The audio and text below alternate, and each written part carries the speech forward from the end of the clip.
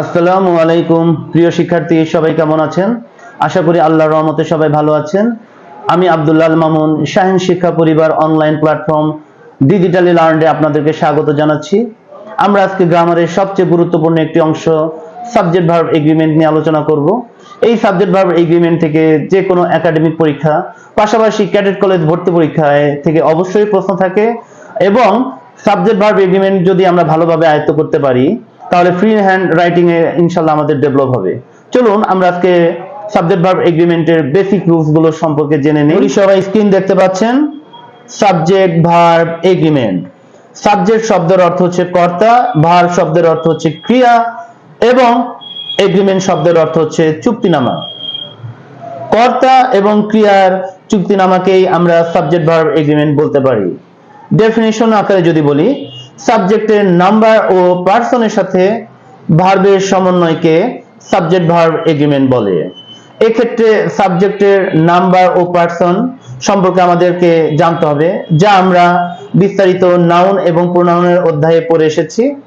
ভার্বের সিঙ্গুলার ও প্লুরাল রূপ সম্পর্কে আমাদের জানা আছে, তবুও আমরা একটু জেনে নেব। তার পূর্বে সবচেয়ে গুরুত্বপূর্ণ যে তথ্য তা হচ্ছে, সাবজেক্ট যদি সিঙ্গুলার হয় ভার্ব হবে সিঙ্গুলার, সাবজেক্ট যদি প্লুরাল হয় ভার্ব হবে প্লুরাল। অর্থাৎ সাবজেক্টের সিঙ্গুলার এবং প্লুরাল রূপ দেখে ভার্ব বসানোর কৌশলকেই সাবজেক্ট ভার্ব এগ্রিমেন্ট বলে। এখন আমরা ভার্বের সিঙ্গুলার ও প্লুরাল রূপ সম্পর্কে একটু জেনে নিই। বি ভার্ব যখন প্রেজেন্ট অবস্থায় থাকে এর সিঙ্গুলার রূপ হচ্ছে ইজ এবং এর প্লুরাল রূপ হচ্ছে আর। বি ভার্ব যখন পাস্ট ফর্ম অবস্থায় থাকে এর সিঙ্গুলার রূপ হচ্ছে ওয়াজ এবং এর প্লুরাল রূপ হচ্ছে ওয়ার। হ্যাভ ভার্বের সিঙ্গুলার রূপ হচ্ছে হ্যাজ এবং প্লুরাল রূপ হচ্ছে হ্যাভ। মেইন ভার্ব যখন স্ট্রং অথবা উইক ভার্বকে আমরা মেইন ভার্ব বলতে পারি।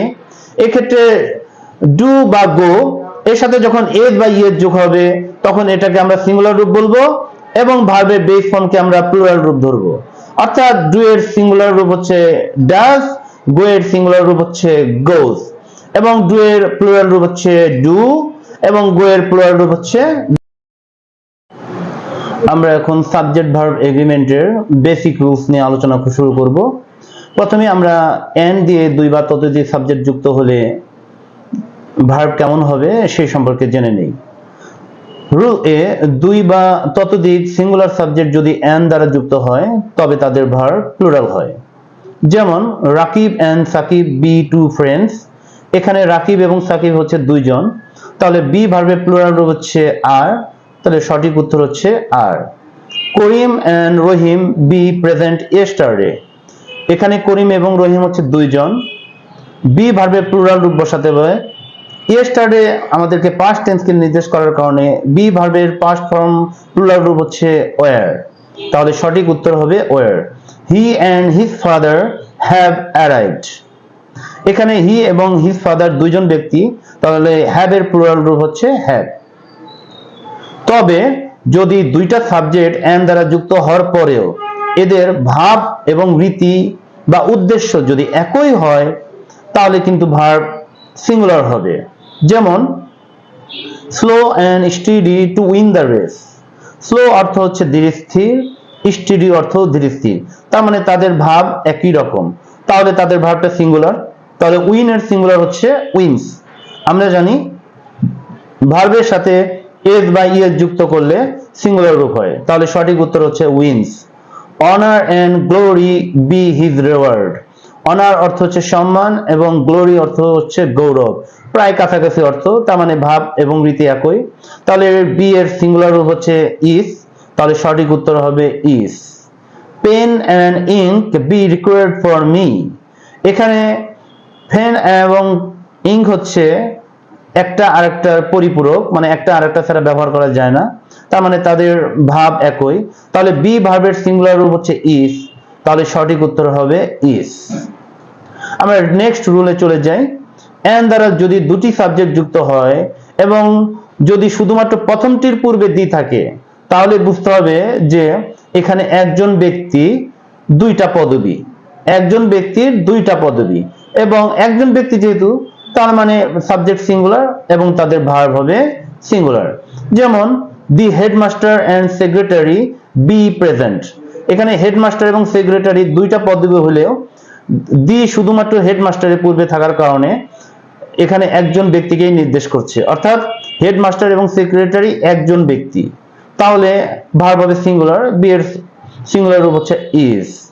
একইভাবে the principal and secretary to have done the work, principal এবং সেক্রেটারি এখানে দুইটা পদবি হলেও তাদের পূর্বে একটা দি থাকার কারণে একজন ব্যক্তিকেই নির্দেশ করছে, তাহলে হ্যাভ এর সিঙ্গুলার রূপ হবে হ্যাজ।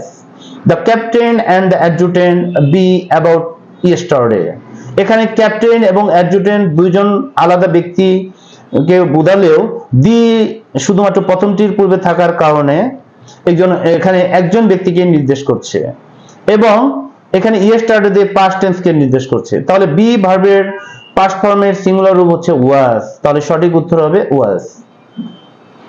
নেক্সট রুল, যদি এন দ্বারা দুইটা সাবজেক্ট যুক্ত হয়ে যদি দুইটার পূর্বেই দি থাকে তাহলে বুঝতে হবে এখানে দুইজন ব্যক্তি উপস্থিতি আছে, তাহলে ভার্ব হবে প্লুরাল।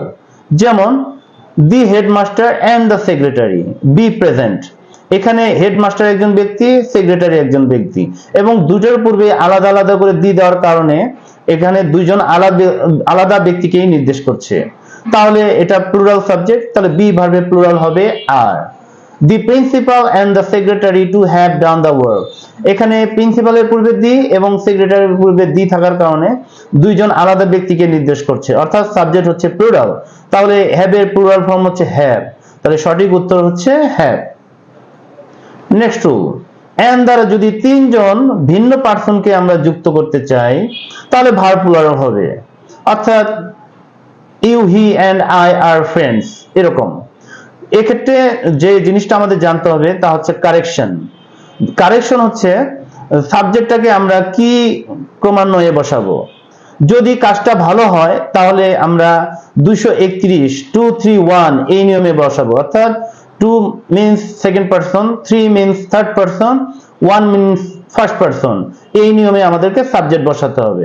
যেমন I you and he are friends, বাক্যটাকে শুদ্ধ করতে হবে। ফ্রেন্ডস অবশ্যই ভালো কাজকে নির্দেশ করছে, তাহলে ভালো কাজ হইলে আমাদের সাবজেক্ট গুলোকে 231 অর্থাৎ 231 এর নিয়মে বসাতে হবে। তাহলে ইউ হচ্ছে আমাদের 2, হি হচ্ছে 3 এবং আই হচ্ছে 1, এই নিয়মে আমাদেরকে সাবজেক্ট বসাতে হবে। তাহলে উত্তর হবে you he and I are friends, অর্থাৎ ভালো কাজ হয়েছে তাই সাবজেক্ট হয়েছে 231। অন্যদিকে যদি খারাপ বা দোষযুক্ত কাজ হয় তাহলে আমাদেরকে 123 অর্থাৎ 1 2 3 এই নিয়মে বসাতে হবে। যেমন you he and I are guilty for this, correction করতে হবে। গিলটি মানে দোষী, তার মানে খারাপ কাজকে নির্দেশ করছে, তাহলে সাবজেক্টের ক্রমান্বয়ে হবে 1 2 3 অর্থাৎ ফার্স্ট পারসন, সেকেন্ড পারসন এবং থার্ড পারসন, অর্থাৎ you he and I are guilty for this কে আমরা যদি কারেকশন করি I you and he are guilty for this, এখানে আই হচ্ছে ফার্স্ট পারসন, ই হচ্ছে সেকেন্ড পারসন, হি হচ্ছে থার্ড পারসন, অর্থাৎ 123 এর নিয়মে আমাদেরকে বসাতে হবে। পরবর্তী নিয়মটা হচ্ছে যদি ম্যাথমেটিক্যাল অথবা গাণিতিক সংখ্যার যোগ বিয়োগ গুণ ভাগকে আমরা এন্ড দ্বারা যুক্ত করি তাহলে তাদের ভার্ব সিঙ্গুলার এবং প্লুরাল উভয়ই হতে পারে, তবে সিঙ্গুলার করাই শ্রেয়। যেমন 10 + 10 বি 20, 10 + 10 একটা গাণিতিক সংখ্যা, তাহলে বি এর সিঙ্গুলার রূপ হচ্ছে ইজ, তাহলে সঠিক উত্তর হচ্ছে ইজ, তবে আর বসানো যেতে পারে। 10 - 5 বি 5, এখানে এটা একটা গাণিতিক সংখ্যা, তাহলে সঠিক উত্তর হবে বি এর ইজ, তবে আরও হতে পারে। 10 × 5 বি 50, তাহলে এটা একটা গাণিতিক সংখ্যা, তাহলে বি এর সিঙ্গুলার রূপ হচ্ছে ইজ, তবে প্লুরাল রূপ আরও বসানো যেতে পারে। অর্থাৎ ম্যাথমেটিক্যাল টার্ম অথবা গাণিতিক সংখ্যার সময় ভার্ব সিঙ্গুলার এবং প্লুরাল উভয়ই বসানো যেতে পারে, তবে সিঙ্গুলার করাই উত্তম। আশা করি আজকে আপনারা সাবজেক্ট ভার্ব এগ্রিমেন্টের বেসিক রুলস সম্পর্কে জানতে পেরেছেন। ইনশাআল্লাহ পরবর্তী ক্লাসে আমরা সাবজেক্ট ভার্ব এগ্রিমেন্টের আরো বিস্তারিত কয়েকটি রুলস আলোচনা করব। সে পর্যন্ত সবাই ভালো থাকবেন। আল্লাহ।